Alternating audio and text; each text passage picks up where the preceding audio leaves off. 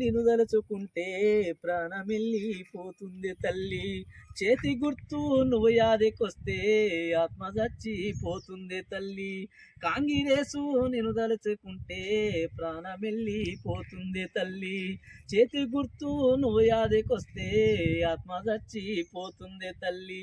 Seat మీద కూసుండబెడితే ఆటోల బ్రతుకు ఆగము చేస్తీవి. కాంగిరేసు నిన్ను దలుచుకుంటే ప్రాణమెల్లిపోతుంది తల్లి. చేతి గుర్తు నువ్వు యాదికొస్తే ఆత్మ చచ్చిపోతుంది తల్లి. గడిచిన కాలమెటువాయే అయ్యో గండమై ఎదురొచ్చినావో. గడిచిన కాలమెటుపాయే అయ్యో గండమై ఎదురొచ్చినావో. వచ్చిరాని పథకమంటూ ఆటో నోళ్ళ మట్టి నింపావో. వచ్చిరాని పథకమంటూ ఆటో నోళ్ళ మట్టి నింపావో.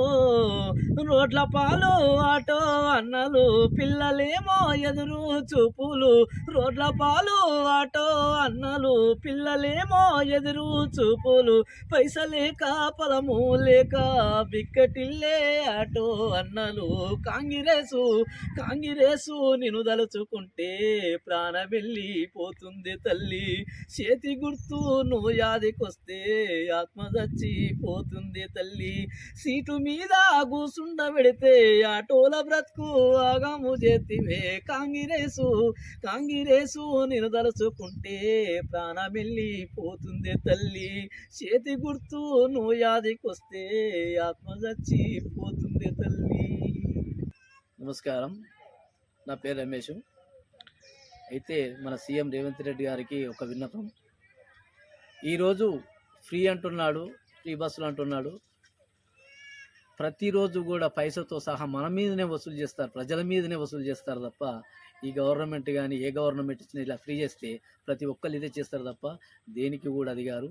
ఎందుకంటే మన చేతులు మన నెత్తి మీదనే పెడతారు తప్ప వేరే రకంగా పెట్టరు ఏ రాజకీయ నాయకుడైనా సరే.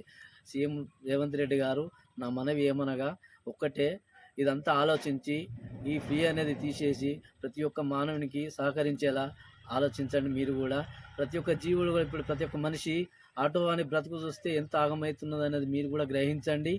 ఇది ఎంతవరకు సమంజసం అనేది నేను అనుకుంటున్నాను. అయితే మీరు కూడా ఆలోచించి ఈ యొక్క ఆటోలకు ఒక